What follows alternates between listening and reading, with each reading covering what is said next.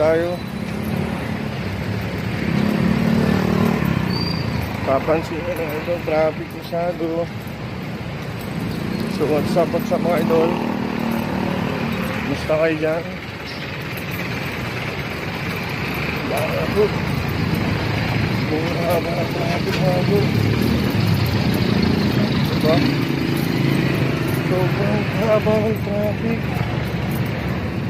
Hindi na umuusad mga idol.